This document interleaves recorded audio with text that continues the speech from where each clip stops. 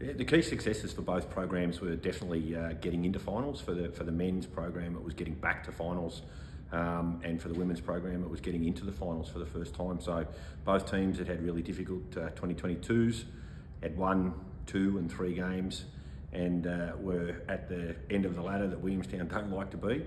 And yeah, both teams won. The men in a expanded VFL competition with 21 teams managed to finish in 5th spot at the end of home and away, and then stayed in 5th spot after final. So that was a significant achievement. And the girls, as has been touched on, were only percentage away from top spot. So unfortunately, that landed them in 3rd spot, which was a cutthroat final. But yeah, they acquitted themselves really well and made finals, and will be all the better for the experience.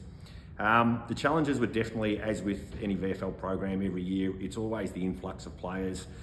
We have our players for a limited amount of time, and it's trying to get them to bond, know each other, know the game plan, and get as fit as they can whilst they're all working jobs, studying, etc. So it's the time constraint and the real bonding and connection piece that is probably the biggest challenge.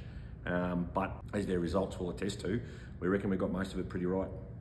It's super important that our players are looked after. They're not just on-field assets to us, they're our most important asset, our people. So in 2023, it was the first year where we had sports psychologists in both programs. So we had Nick Ferrier in the men's program and Michelle Mitten in the women's program, and they were both overwhelming successes, both being able to help from a welfare point of view, people struggling with anything in their day-to-day life. They were certainly able to help those people, give them the tools that they needed, along with the performance anxiety, helping them with giving them the tools in the performance space. So that was something that the club invested in, and we've retained both of Nick and Michelle for next year, along with our high performance manager Matty Olds, who manages our doctor, physio, trainers, all of our staff. Volunteers in that space, so that when the players do rock up, and we only have them for a limited amount of time, they get the best treatment that they need, be it medical, welfare, whatever they need. So it's something that I know we place a high importance on, and we're always looking to bring in quality people to help our players be the best version of themselves. That includes jobs, in improving their resumes and CVs. We've got a jobs network now where we can help people, post-university, get into the career path that they want. The players that made it to the AFL were Oscar McDonald, who got picked up as a delisted free agent. So he was able to, being a former AFL player, he was able to go straight on Fremantle's list.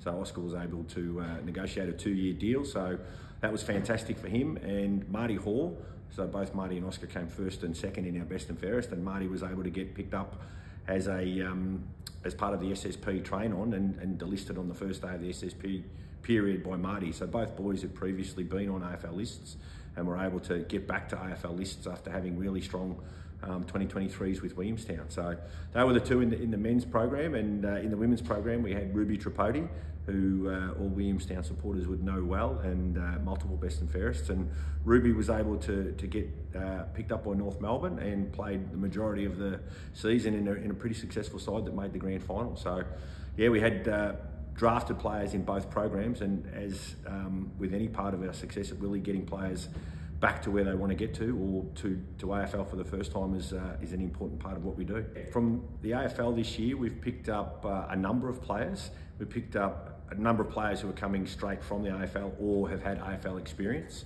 So Will Fordham and Riley Stoddart come to us from Frankston. Will at North Melbourne and Riley at Sydney have both previously been on AFL lists. We've also picked up Luke Parks from Carlton, who was listed at Carlton in 2020 and 2021 and 22. Played VFL footy for Carlton in 2023, so we've picked up Luke. From Gold Coast, we picked up Brodie McLaughlin. So Brodie was a Gold Coast listed player this year, and was actually VFL Team of the Year and the equal leading goal kicker in the VFL. So Brodie, unfortunately for him, was delisted by Gold Coast, and he's chosen to call Williamstown home for next year. The other players we've picked up from other VFL programs include Jack Brown from Essendon, Joel Fitzgerald from Essendon, Harry Minton-Connell from Essendon VFL.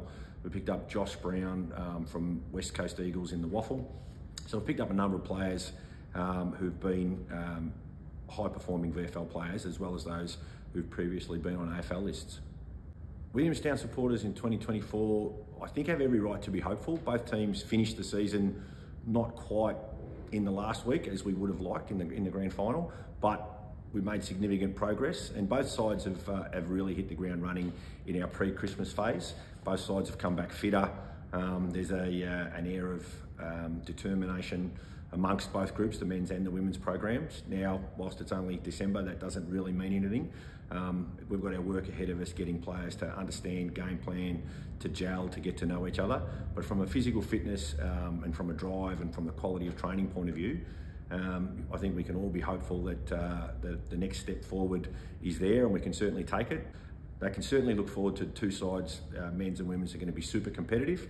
Anybody comes to Williamstown, even on a nice day, they're going to have their work cut out for them.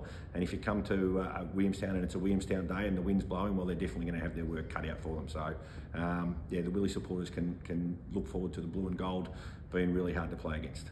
To everybody, supporters, sponsors, everybody that follows the Williamstown Footy Club, thank you very much for your support. We'd love to wish you all the best for 2024. Hoping you and your loved ones have a safe and enjoyable Christmas together, and look forward to seeing you out here next year.